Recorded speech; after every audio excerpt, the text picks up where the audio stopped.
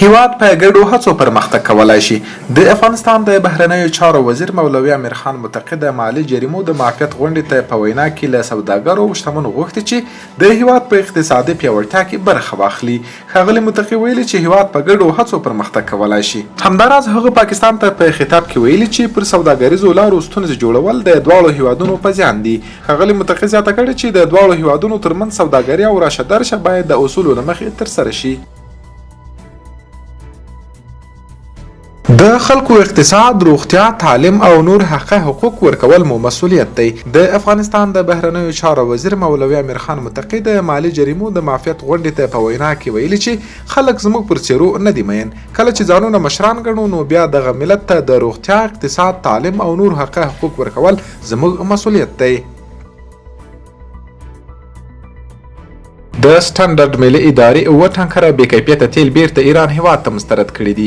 د افغانستان د سټنډرډ ملي ادارې ایران هیواد ته د 7 ټانکره بې کیفیته تیلو د مسترد کېدلو خبر ورکړی دی. یا د ادارې د یوې خبرپاڼې په خپرولو سره ویلي چې په نیمروز بندر کې 7 ټانکره بې کیفیته پټرول بیرته ایران هیواد ته مسترد کړي دي.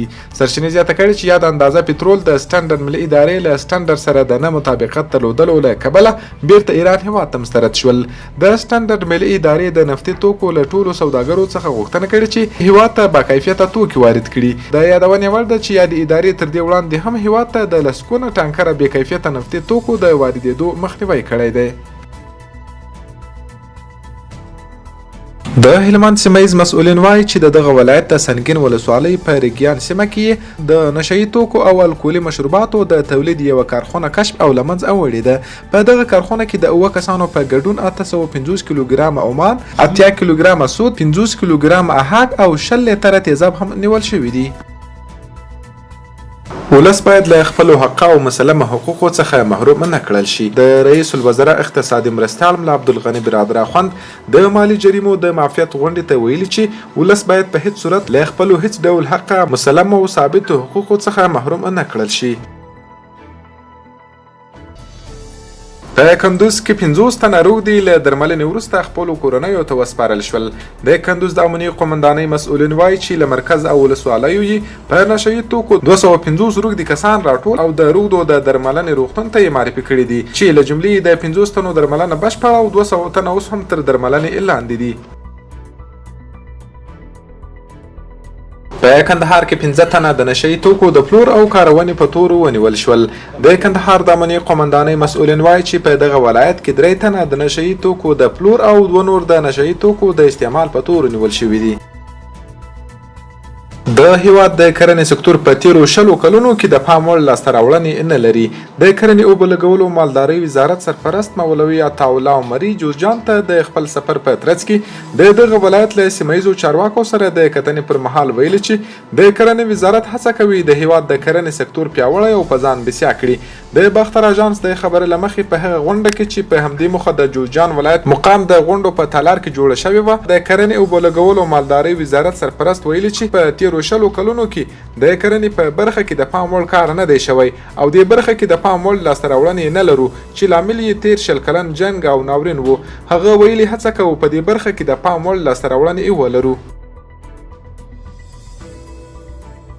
د پروان د کلیو بیا رغونې او پراختیا ریاست له یو شمېر خبریالانو سره مرسته کړې. د پروان د کلیو بیا رغونې او پراختیا ریاست مسؤلین وایي چې په دغه ولایت کې د رسنیو فعالیتونو د پراختیا او دغه راز د پیښو پر وخت انعکاس په موخه یې له یو شمېر خبریالانو سره مرسته کړې. د باختر اژانس د خبرې له مخې د پروان د کلیو بیا رغونې او پراختیا رئیس ملا عبدالصمد صادق په دغه ولایت کې د رسنیو له یو شمېر مسؤلینو او خبریالانو سره په کتنه کې د هغوی هڅې ستایلې او هغوی د ټولنې سترګې او غوږونه بللي.